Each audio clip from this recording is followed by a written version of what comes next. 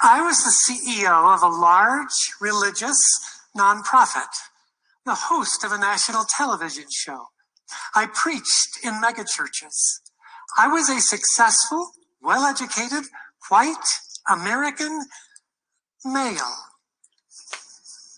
The poet and mystic Thomas Merton said, "It's a difficult thing to climb to the top of the ladder of success, only to realize when you get there that your ladder's been leaning against the wrong wall." I knew from the time I was 3 or 4 years of age I was transgender. In my naivete, I thought I got to choose. I thought a gender fairy. Okay, the time has come. But alas, no gender fairy arrived. So I just lived my life.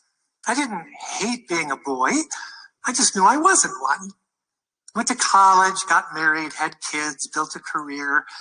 But the call toward authenticity has all the subtlety of a smoke alarm. And eventually decisions have to be made. So I came out as transgender and I lost all of my jobs. I had never had a bad review and I lost every single job. In 21 states, you can't be fired for being transgender. But in all 50, you can be fired if you're transgender and you work for a religious corporation. Good to know. It's not easy being a transgender woman. People sometimes ask, "Do you feel 100% like a woman?" And I say, well, if you've talked to one transgender person, you've talked to exactly one transgender person. I can't speak for anybody else. I feel 100% like a transgender woman. There are things a cisgender woman knows I will never know. That said, I am learning a lot about what it means to be a female, and I'm learning a lot about my former gender.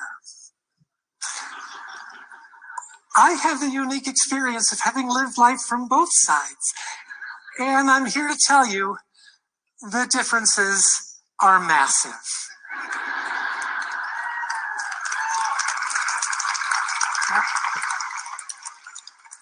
So I'll start with the small stuff, like the pockets on women's jeans. What?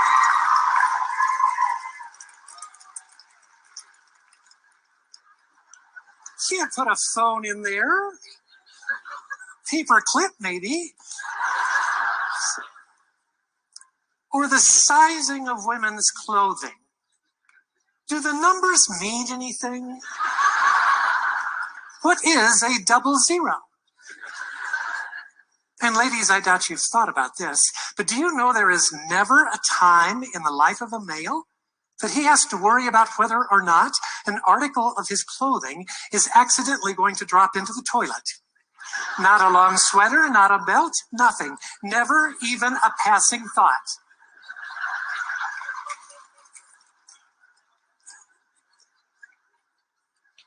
Now, I get my hair cut about half as often as I used to, but it costs 10 times as much.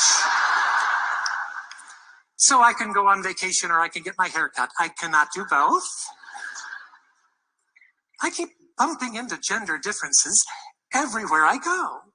Sometimes literally. I'm walking down the hallway and I just bump into it. There's nothing in the way. And I just bump into it. I think, what's that about? And I know it's going to leave a bruise because now that my skin is thinner, I have bruises absolutely everywhere. How I experience my sexuality is profoundly different. It's less visual and more holistic, less of a body experience and more of a being experience. I cannot count the number of times I've said to Kathy, my former wife, "I am so sorry. I just didn't know what I didn't know." There is no way a well-educated white male can understand how much the culture is tilted in his favor. There's no way he can understand it because it's all he's ever known and all he ever will know. And conversely, there's no way that a woman can understand the full import of that because being a female is all she's ever known. She might have an inkling that she's working twice as hard for half as much, but she has no idea how much harder it is for her than it is for the guy in the Brooks Brothers jacket in the office across the hall. I know. I was that guy. And I thought I was one of the good guys. Sensitive to women. Egalitarian. Then came the first time I ever flew as a female. Now, I've flown over 2.3 million miles with American Airlines. I know my way around an airplane. And American was great through my transition, but that does not mean their passengers were. The first time I flew as Paula, I was going from Denver to Charlotte. And I got on the plane and there was stuff in my seat. So I picked it up to put my stuff down. And a guy said, "That's my stuff." I said, "Okay, but it's in my seat. So I'll just hold it for you until you find your seat. And then I'll give it to you." He said, "Lady, that is my seat." I said, "Yeah, actually, it's not. It's my seat. 1D. But I'll be glad to hold your stuff until you find your seat." He said, "What do I have to tell you? That is my seat." I said, "Yeah, it's not." At which point the guy behind me said, "Lady, would you take your effing argument elsewhere so I can get in the airplane?" I was absolutely stunned. I had never been treated like that as a male. I would have said, "I believe that's my seat." And the guy immediately would have looked at his boarding pass and said, "Oh, I'm sorry. I know that because it happened all the time." The flight attendant took our boarding passes. She said to the guy, "Sir, you're in 1C. She's in 1D. I put his stuff down in 1C. He said not one single word. And of course, you know who was next to me in 1F. "Mister, would you take your effing argument elsewhere?"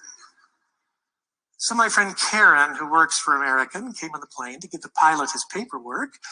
She left and waved goodbye. When I got to Charlotte, she called me. She said, "Paula, what happened? You were as white as a sheet." I told her and she said, "Yeah. Welcome to the world of women."